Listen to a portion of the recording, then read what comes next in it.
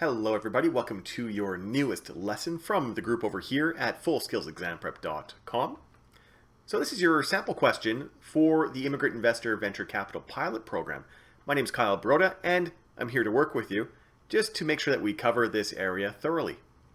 After this sample question you have two others, of course, and hopefully after those, including the lesson from yesterday as well, you'll have a really great understanding of this program and how to tackle it if it comes up on your ICCRC Full Skills Exam. So the goals for today, of course, are just to combine what we talked about yesterday to see how it could relate to a question that could potentially arise on your ICCRC Full Skills Exam. Remember that this program is past the 90-day cutoff now and is going to be extended until December 30th. Who knows what might happen after that? Maybe it will be extended further even. As such, it's a really great topic to study just because it's pretty small, pretty straightforward.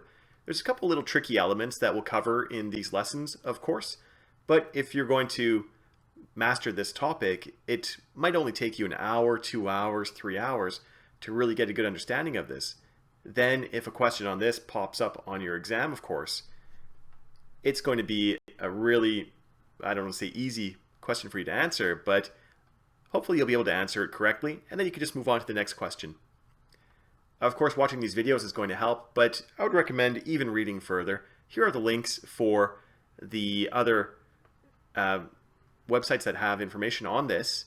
So make sure you go through this as well. Like I said, it's pretty small, pretty straightforward, and it'll really help you cover yourself when you take the ICCRC Full Skills Exam.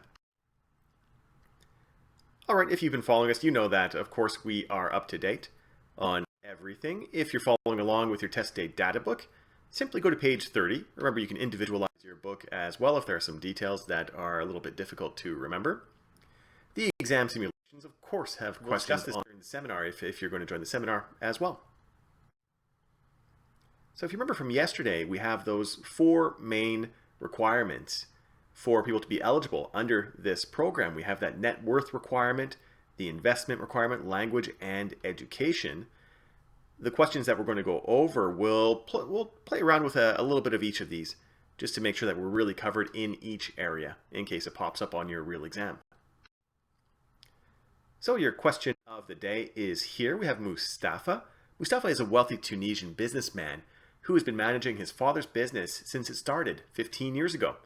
His company has been active in railway equipment manufacturing for 25 years, though they have recently moved into manufacturing engines for airplanes as well. While Mustafa does not own the company, he gets a bonus for every contract he completes, which has been a contributing factor to his net worth of $15 million, and he's willing to put $2 million at risk to come to Canada under the IIVC. Mustafa is fluent in French, he speaks a little bit of English, and he has an MBA. Is he an eligible candidate for the Immigrant Investor Venture Capital Program? Then for your potential answers, we have no, the domain that he has been active in is not acceptable. We have B, no, he doesn't meet the language proficiency requirements. We have C, no, he hasn't inherited his funds. And we have D, yes, he meets all of the requirements.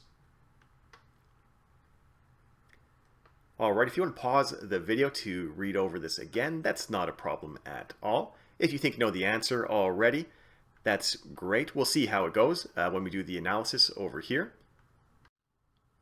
Of course, page 30 has you covered in there, but what you're doing when you take a look at those scenarios is you're taking a look at the important parts.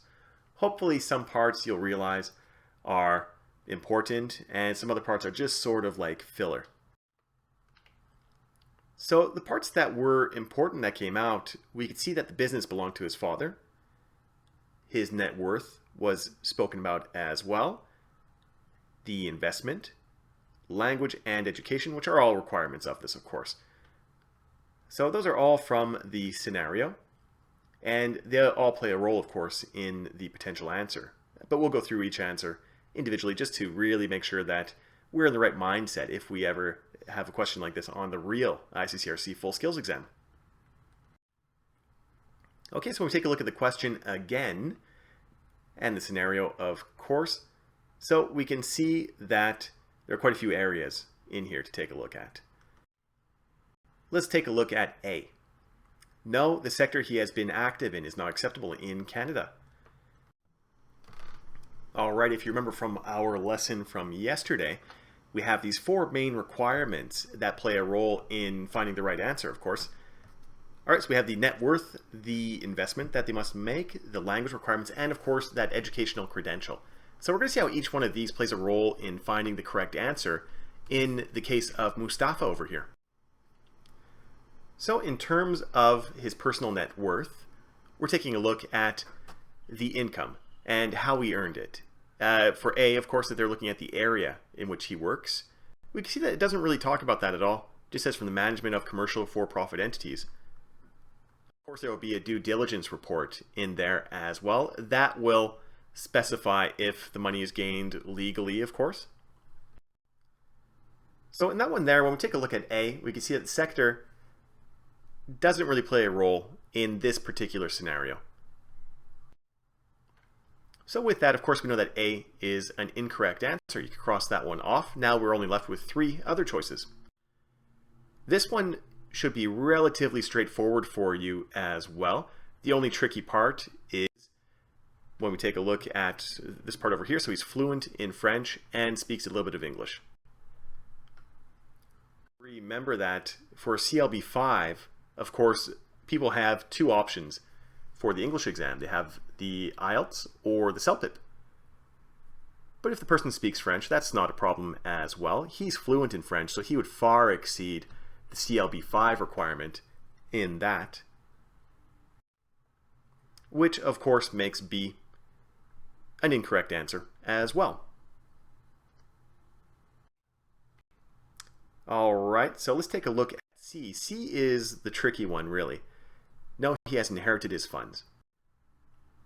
As we can see when we take a look at that scenario again, the tricky part in here is that he has been managing his father's business since it started 15 years ago.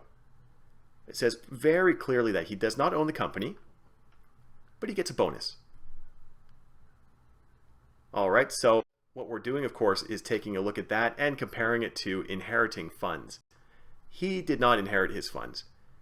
He's been managing the business. He receives a payment just like anybody else, and this is not an inheritance.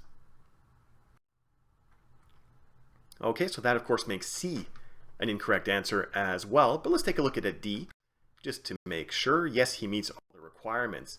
So when we take a look at that scenario again and all the important parts in there, we could see that he far exceeds that $10 million net worth. We can see that he is willing to put that $2 million in an investment. He far exceeds that CLB 5 requirement. The trick in there, of course, is that, remember, it can be either in French or English. And his educational credential would far exceed the 1-year minimum as well, assuming, of course, that the ECA works out, but that's not in the scenario, so you wouldn't even think about it.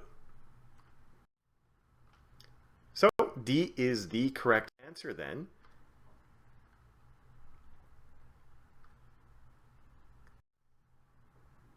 All right, so a big thank you for letting us help you pass the ICCRC Full Skills Exam. You've been talking to me. My name is Kyle Broda, though, of course, we've got the whole staff over here as well. So you probably know that we're over here to help you pass the ICCRC Full Skills Exam, but once you are an RCIC, there's a whole group of companies that are there to help you as well. Be sure to visit our website to take a look at our sponsors and our partners to see how they can help you as well. Okay, so a very big thank you again, and have yourselves a really great afternoon.